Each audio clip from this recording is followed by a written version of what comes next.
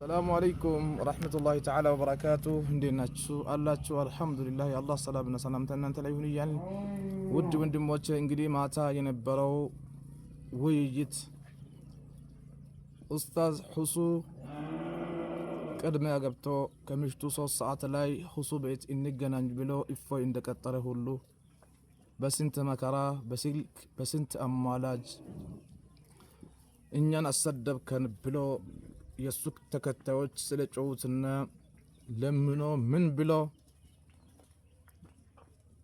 ያላደረጉት ነገር የለም። ሰዓቱን ገድሎ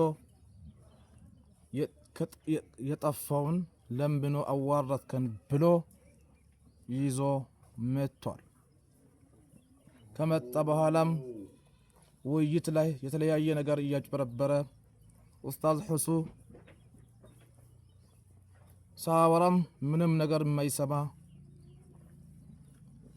የሚጠይቀው ከፊያ በሸሪዓችን በከፊያ ሁኔታ በተመለከተ የአላህ ስብሓንሁ ወተዓላ ከፊያ እየጠየቀ ስድብ ሰው እውቀት ተምሮ ለተከታዩና ለህዝቡ የሚሆን ነገር አንድ ሰከንድ ራሱ እንኳን ከእውቀትና ከአዋቂ ጋር ስትገናኝ የሆነ ለህዝብና ለተከታዮቹ የሚሆነው እውቀት ወይ ለራሱ የሚሆነው እውቀት ተምሮ ይሄዳል።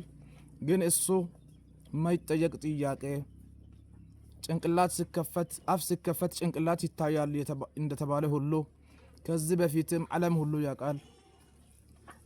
ኢፋይ የሚባል ግለሰብ ተሳዳቢ እንጂ እውቀት እንደሌለው ስለ ኦርቶዶክስ መጽሐፍ ማዕቅም ስለ ክርስትና ማዕቅም ምንም ነገር ሳያውቅ የሰው ሃይማኖት እያንቋሸሸ እየሰደበ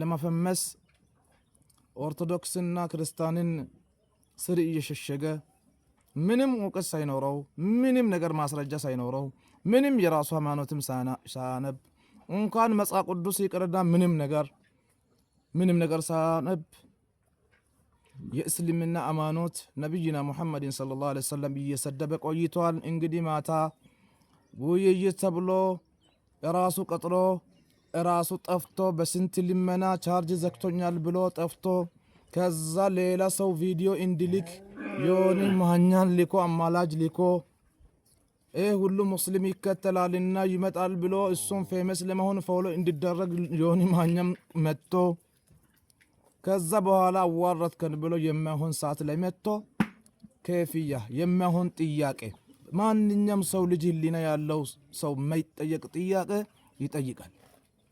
ኡስታዝ ሁሱ ሐፊዘሁላህ አላህ ይጠብቀውና ወንድማችን በቂ መልስ ሰጥቶታል።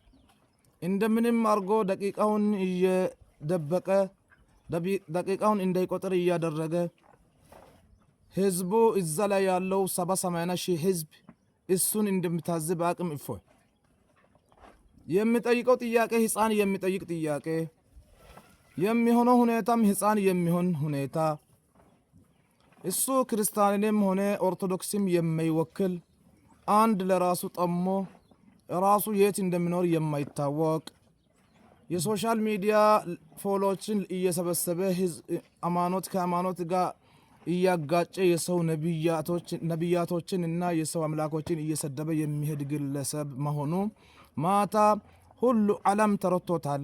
የትኛውም ዓለም ላይ ያለ ሰው የትኛው ሶሻል ሚዲያ እየተከተለ ያለ ሰው ኢፋይ የሚባል ለውይይት የሚሆን ሰው ሆኖ ሳይሆን ኢፋይ የሚባል አፍ ሲከፈት ጭንቅላት ይታያል እንደተባለው የማወራው ነገር አንድም መጽሐፍ ቅዱስ ጥያቄ ሁሱ ጠይቆ ኢኽዋቲ ፊላህ አግባብ ያለው ጥያቄ ከመጽሐፍ ቅዱስ ከማስረጃ ጠይቆ አንድም መመለስ አይችልም። ገባ። ስለዚህ ውርደትና ውርደት ተከናንቦ ሄደዋል። አንድ እድል ተሰጥቶታል። ያም እድል እነ ሁሱ የተለያየ ቤት ሶሻል ሚዲያ ላይ ገብቶ የፈለገው ጥያቄና የፈለገው ትምህርት እንዲማር እድል ተሰጥቶታል። እሱ ለውይይት የሚሆን ሰው ሳይሆን ካሁን በኋላ ምንም ነገር የማይችል ስለሆነ ምንም ህፃን እንኳን ያዘ ወይ መጽሐፍ ቅዱስን አቅም ወይ የራሱ ኦርቶዶክስ ተከታይ ነኝ የሚለው አቅም እሱ እየተከተለ የነበሩት ራሱ ያዋረደ አንድ ግለሰብ እንኳን ጸባይ የሌለው አማኖት የትኛውም አማኖት የሚያስተምረው ቅድሚያ ስለ ምግባር ነው። ስለ ምግባር የሌለው ከአፉ የሚወጣው የሚያስጠላ ፊቱ እንደማስጠላ ሁሉ ከአፉ የሚወጣው አስጠሊ ነገር ነው። ኢስላም ማለት ሰላምና ስለ ምግባሩ ያማረ መሆኑ ወኢነከ ለአላ ኹሉቅን ዐዚም ያሉት ስለ ምግባር ያማረ ሰው ስለ ምግባሩ ጥሩ የሆነ ሰው ጀነት ይገባል። ስለ ምግባራችሁ ያማረ ይሁን እንዳሉት ሁሉ የሙስሊም ስለ ምግባር ያማረ እንደሆነ ዓለም ሁሉ አውቆ የተወሰነ ሰው እንኳን ሻሃዳ ይዟል። ካሁን በኋላ እፈ የሚባል የምትከተሉ ሰዎችም ቁም ብላችሁ ሊታስቡ ይገባል። ማታ የነበረው ላብ ጀዛኩሙላሁ ኸይራን አሕሰን አልጀዛ ኢላላሁ ሁሱንም ሁሉም ወንድሞቻችን እኛ የትኛም አማኖት ለማንቋሸሽና ትንሽ ለማድረግ ሐሳብ የለንም። ግን አንዳንዱ ስትወያይ የሆነ ሂዳያ አግኝቶ የሆነ ነገር የሚጠቀመው ነገር ይኖራል በማለት ነው።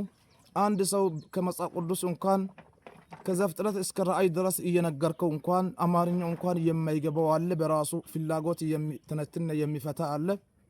ስለዚህ ግን ብይታ ፈጥሮት ሄዶ ምን አይነት ሃይማኖት ነው እያመለኩ ያለሁት ምን አይነት መጽሐፍ ቅዱስ እያየው ነኝ የሚል ነገር ይኖራል በማለት ነውና ሁሉም ኮፒ ሊንክ ሼር አድርጋችሁ ለሁሉም ቦታ አዳርሱት።